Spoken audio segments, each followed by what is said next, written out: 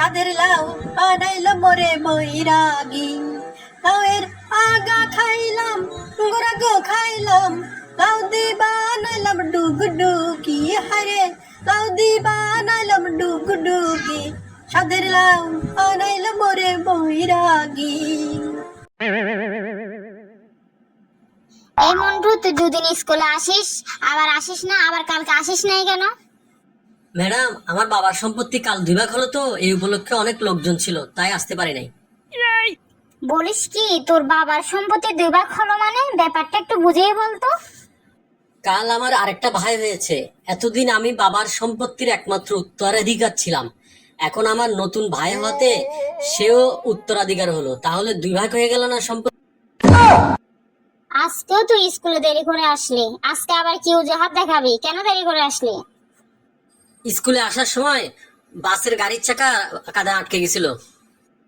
তুই জানি, দেখি তুই এটা ইংরেজিতে বলতো। When bus is coming, বাসের চাকা is pouring in কাদা, no noring choring, only sound ঘুরিং ঘুরিং। কি সাংঘাতিক ইংলিশ রে বাবা! এখন বুঝতে পারছি ইংলিশ স্যার এখান থেকে যাওয়ার পর কেন অজ্ঞান হয়ে যায়। সবাইকে কালকে বলছিলাম রচনা মুখস্থ করে আসার জন্য, সবাই মুখস্থ করে আসছিস তো? ম্যাডাম, আমাকে ধরতে পারেন, আমি শুধু মুখস্থ না, ঠোঁটস্থ কণ্ঠস্থ করে আসছি। এই বেড়া তো পরশুদিন যে রচনা আমাকে শোনাইছে তা শুনে তো আমি 2 দিন পাগল ছিলাম, এখন আবার কি শোনাবে? আচ্ছা মন্টু, বলতো আমার একটা কুকুর আছে, এর ইংরেজিতে কি হবে? ও madam, I am a dog. কি সাংঘাতিক উত্তর রে বাবা! তুই ঠিকই বলেছিস, তুই আসলেই ডগ। বলতো লোহা জলে ডুবে, কিন্তু লোহার জাহাজ জলে ডুবে না, কেন বলতো?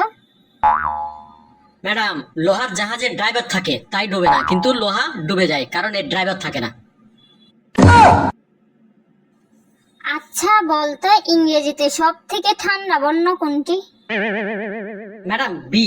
এটা সবসময় এসির মধ্যে থাকে, মানে হচ্ছে এ এবং সি বর্ণের মাঝখানে থাকে।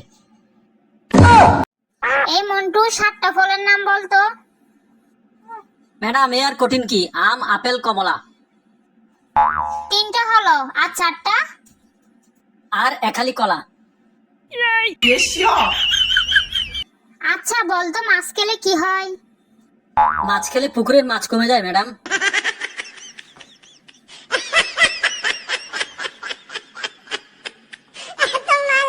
আরে মাছ খেলে দেহের প্রোটিন বাড়ে।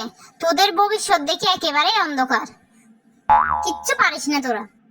না না ম্যাডাম, কারো ভবিষ্যৎ অন্ধকার হতে দিব না, প্রয়োজনে জেনারেটর দিয়ে আলো জ্বালিয়ে দিব। ভালোভাবে পড়াশোনা না করলে কোনো জেনারেটরে আলো জ্বলবে না। ম্যাডাম, আমার একটু চাপ আসছে, বাথরুমে যাব। এখন তো প্রস্রাব আসবে, পায়খানা আসবে, আরো কত কি যে আসবে, এখন পড়া ধরবো তো সেজন্য।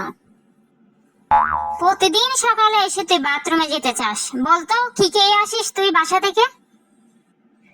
ম্যাডাম, আমি প্রতিদিন সকালে বেলা বিস্কুট দিয়ে গরম চা পান করে আসি। বাবারে, বিস্কুট দিয়ে চা পান? আচ্ছা বলতো লোকে চা কেন পান করে? ম্যাডাম, খালি গরম পানি খাইতে ভাল লাগে না, তাই চা পান করে।